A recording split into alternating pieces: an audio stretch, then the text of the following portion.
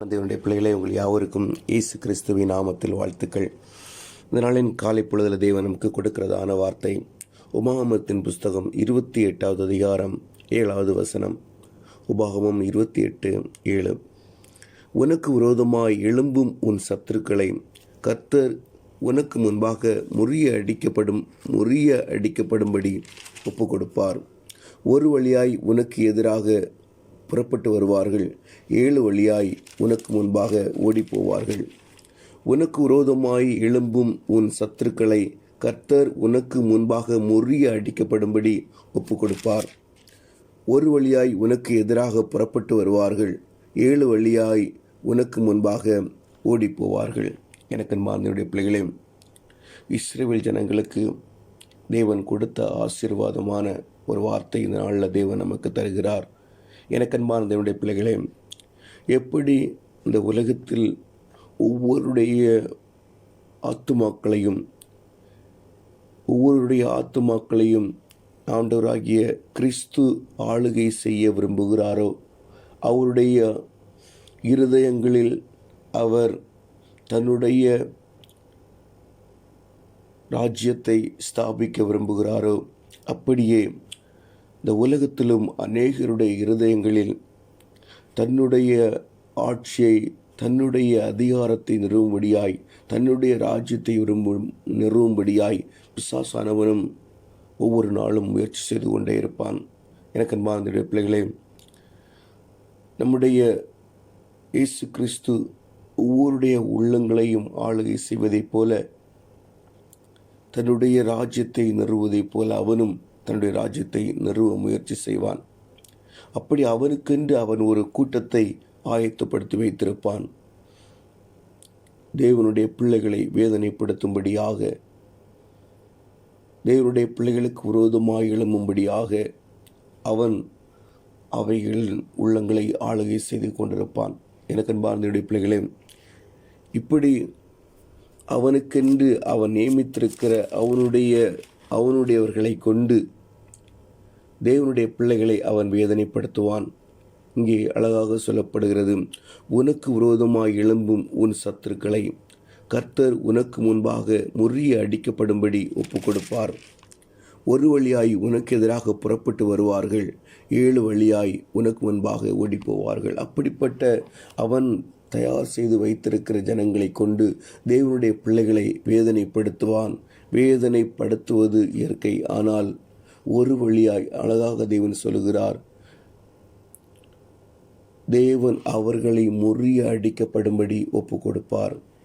ஒரு வழியாய் உனக்கு எதிராக புறப்பட்டு வருவார்கள், 7 வழியாய் உனக்கு முன்பாக ஓடி போவார்கள். எனக்கு அன்பார்ந்த பிள்ளைகளே, இதுதான் தேவனுடைய பிள்ளைகளுக்கும் மற்றவர்களுக்கும் உள்ள வித்தியாசம். எப்படிப்பட்ட சூழ்நிலைகள் வழியாகி நாம் கடந்து சென்றாலும், எனக்கு அன்பார்ந்த பிள்ளைகளை, எல்லா இடங்களிலும் நாம் வேலை செய்கிற இடங்கள், எப்படி எல்லா இடங்களிலும் பிசாசு அவனுக்கென்று சில ஆட்களை வைத்திருப்பான். அவர்கள் மூலமாக அநேக பிரச்சனைகளை, அநேக வேதனைகளை அவன் நம்முடைய வாழ்க்கையில் கொண்டு வந்து கொண்டே இருப்பான். எப்படிப்பட்ட காரியங்களை நமக்கு விரோதமாய் அவன் கொண்டு வந்தாலும், நமக்கு விரோதமாய் எத்தனை பேர் எழும்பினாலும், கர்த்தர் நமக்கு முன்பாக அவர்களை முறிய அடிக்கப்படும்படி ஒப்பு கொடுப்பார். நிச்சயமாக ஒரு வழியாய் வருகிறவர்கள் 7 வழியாய் ஓடி போவார்கள். எனக்கு மாதிரி பிள்ளைகளே, உடைய வாழ்க்கையில் வேதனையோடு காணப்படுகிறீங்களா? பிரச்சனைகளோடு காணப்படுகிறீங்களா? எதை குறித்தும் கவலைப்படாதீங்க. நிச்சயமாக நம்முடைய தேவன் நமக்கு ஜெயம் கொடுக்கிற கர்த்தர். பரிசுத்த ஆவியானவர் நமக்கு விரோதமாக எழும்புகிற எல்லா கூட்டத்தின் மேலும் சத்துரு விளம்போல வரும்போது அவர் நமக்காக கொடியேற்றுகிற கர்த்தர், வெற்றி கொடியேற்றுகிற கர்த்தர், நமக்காக யுத்தம் செய்கிற கர்த்தர், நமக்காக போராடுகிற கர்த்தர். எல்லா சூழ்நிலையிலும் நம்மை பாதுகாக்கும்படியாய், நம்மை அதிசயங்களை காண செய்யும்படியாய் நம்முடைய வாழ்க்கையில் தேவன் பெரிய காரியங்களை செய்கிறவர். எனக்கு அன்பார்ந்த பிள்ளைகளே, வரும்போது ஒரு வழியாய் வருவார்கள், ஆனால் அவர்கள் முறியடிக்கப்பட்டு ஓடும்போது 7 வழியாய் ஓடி போவார்கள். அப்படிப்பட்ட சூழ்நிலைகளை நிச்சயமாக தேவன் நம்முடைய வாழ்க்கையில் செய்வார். அப்படினாலே பிரச்சனைகள் வரும்போது நாம் அவைகளை பார்த்து கலங்கி கொண்டிராதபடிக்கு ஜெயக்கொடி ஏந்தும் கிறிஸ்து நமக்குள்ளாக இருக்கிறார், நிச்சயமாக அவர் எல்லா காரியங்களையும் பொறுப்பெடுப்பார் என்று சொல்லி தேவனுடைய சமூகத்தில் காத்திருக்கும் போது தேவனுடைய வாழ்க்கையில் பெரிய காரியங்களை செய்வார். ஜெயிப்போமா? அன்பின் பரலோக தகப்பனே, நாங்கள் நன்றியோடு துதிக்கிறோம், ஸ்தோத்தரிக்கிறோம். கொடுத்த வார்த்தைக்காய் உமக்கு நன்றி ஆண்டவரே. அப்பா, சத்ருவானவன் கர்ச்சிக்கிற சிங்கம் போல் எவனை விழுங்கலாமோ என்று வகை தேடி சுற்றித் திரிகிறான். அவன் எங்களுக்கு விரோதமாக அவனுடைய ஜனங்களை ஏவி விடும்போது ஒரு வழியாய் வருவார்கள், ஆனால் முறிய அடிக்கப்படும்படி நீர் அவர்களை ஒப்பு கொடுப்பீர். அவர்கள் 7 வழியாய் ஓடி போவார்கள்.